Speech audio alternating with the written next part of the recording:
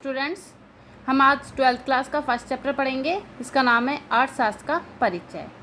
इसमें बताया गया है कि अर्थशास्त्र का जनक एडम स्मिथ को माना जाता है, अर्थात एडम स्मिथ अर्थशास्त्र के पिता कहलाते हैं। इन्होंने अपनी एक पुस्तक लिखी है जिसका नाम है an inquiry into the nature and causes of the wealth of nation. ये पुस्तक इन्होंने 1776 में लिखी है। इस चैप्टर में कई अर्थशास्त्रियों ने अपनी अलग अलग परिभाषाएं दे रखी है। सबसे पहले एडम स्मिथ के अनुसार अर्थशास्त्र धन का अध्ययन करना बताया गया है, अर्थात एडम स्मिथ कहते हैं कि अर्थशास्त्र में धन का अध्ययन किया जाता है। अल्फ्रेड मार्शल ने अर्थशास्त्र को आर्थिक कल्याण का अध्ययन के रूप में परिभाषित किया, अर्थात अल्फ्रेड मार्शल कहते हैं कि अर्थशास्त्र के अध्ययन में आर्थिक कल्याण को देखा जाता है, आर्थिक कल्याण करना ही अर्थशास्त्र कहलाता है। रॉबिन्स ने अर्थशास्त्र को असीमित आवश्यकताओं व सीमित साधनों से संबंधित बताया है, अर्थात हमारी आवश्यकताएं असीमित होती है लेकिन उन्हें पूरा करने के लिए हमारे पास साधन सीमित होते हैं। इन दोनों के बीच में जो संबंध पाया जाता है वही अर्थशास्त्र का अध्ययन कहलाता है। इसी में अर्थशास्त्र की प्रकृति व क्षेत्र भी बताए गए हैं। अर्थशास्त्र दो प्रकार के होते हैं, व्यष्टि अर्थशास्त्र एवं समष्टि अर्थशास्त्र। व्यष्टि अर्थशास्त्र में उपभोग, उत्पादन, विनिमय, वितरण, आर्थिक कल्याण ये किस तरह से एक एक इकाइयों में किया जाता है इसका अध्ययन किया जाता है। वह समष्टि अर्थशास्त्र में राष्ट्रीय आय व रोजगार, सामान्य कीमत स्तर, आर्थिक विकास, वितरण का समष्टिगत सिद्धांत, मतलब संपूर्ण इकाइयों का किस तरह से एक साथ लेके किया जाता है वह समष्टि अर्थशास्त्र में बताया जाता है। व्यष्टि अर्थशास्त्र व समष्टि अर्थशास्त्र का अंतर हम अगले टॉपिक में पढ़ेंगे। सबसे पहले देख लेते हैं कि व्यष्टि अर्थशास्त्र में एक उपभोक्ता, एक उत्पादक व एक फर्म का अध्ययन किया जाता है, अर्थात एक एक इकाइयों का अध्ययन किया जाता है। वहीं समष्टि अर्थशास्त्र में व्यक्तिगत इकाइयों के समूह के आर्थिक व्यवहार के स्तर का अध्ययन किया जाता है, अर्थात जो ये व्यक्तिगत इकाइयां हैं उन्हें समूह बनाकर आर्थिक व्यवहार के स्तर पर अध्ययन करना ही समष्टि अर्थशास्त्र कहलाता है। अब जो व्यष्टि अर्थशास्त्र एवं समष्टि अर्थशास्त्र है, इन शब्दों का जो प्रयोग है वह सर्वप्रथम रैगनर फ्रिश ने सन 1933 में किया था। व्यष्टि अर्थशास्त्र को इंग्लिश में माइक्रो कहते हैं और समष्टि अर्थशास्त्र को इंग्लिश में मैक्रो कहा जाता है। अब हम देख लेते हैं कि व्यष्टि अर्थशास्त्र व समष्टि अर्थशास्त्र में अंतर किस तरह से होता है। सबसे पहला टॉपिक है अध्ययन की इकाई।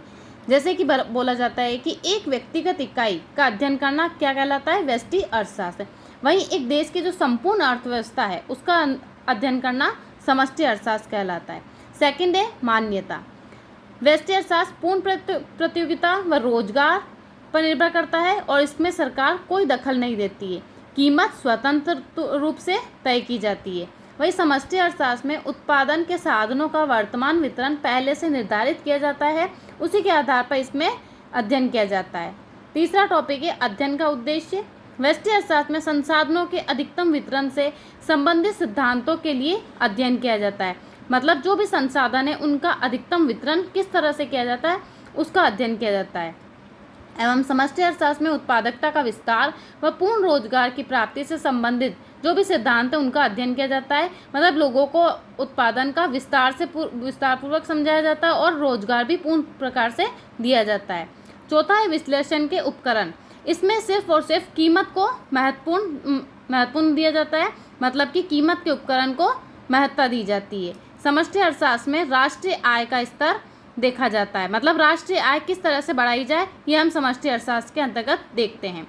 पांचवा टॉपिक है अध्ययन की स्थिति। व्यक्तिगत इकाइयों का जब वे संतुलन की स्थिति में हो तब अध्ययन करना व्यष्टि अर्थशास्त्र कहलाता है, अर्थात जो व्यक्तिगत इकाइयाँ हैं वो संतुलन में होनी चाहिए तभी व्यष्टि अर्थशास्त्र का अध्ययन किया जाता है। लेकिन समष्टि अर्थशास्त्र में संपूर्ण अर्थव्यवस्था में असंतुलन की स्थिति हो तब भी इसका अध्ययन किया जाता है। 6 टॉपिक है संतुलन का प्रकार, मतलब इसमें संतुलन आंशिक संतुलन होता है, संतुलन काफ़ी कम पाया जाता है जो हमने 5वें टॉपिक में देखा। इसमें संतुलन सामान्य होता है, कैसी भी स्थिति में हो इसमें अध्ययन किया जाता है। फिर है अंतर का आधार 7 है परिवर्तन। व्यष्टि के परिवर्तन समष्टि की स्थिरता में भी हो सकते हैं, मतलब जो भी परिवर्तन होता है वो समष्टि की स्थिर रहे तो भी इसमें अंतर हो सकते हैं। समष्टि की स्थिरता पर व्यष्टि की बनावट में परिवर्तन का प्रभाव नहीं पड़ता, लेकिन जो समष्टि की स्थिरता है उसमें व्यष्टि की जो बनावट होती है उसमें कोई प्रभाव नहीं पड़ता, अर्थात व्यष्टि में जब परिवर्तन होता है तो समष्टि जो अर्थशास्त्र है वो स्थिर रह सकता है, लेकिन जो समष्टि अर्थशास्त्र स्थिर रहता है तो व्यष्टि के अर्थशास्त्र में कोई परिवर्तन पर प्रभाव नहीं पड़ता है। नेक्स्ट टॉपिक है विरोधाभास।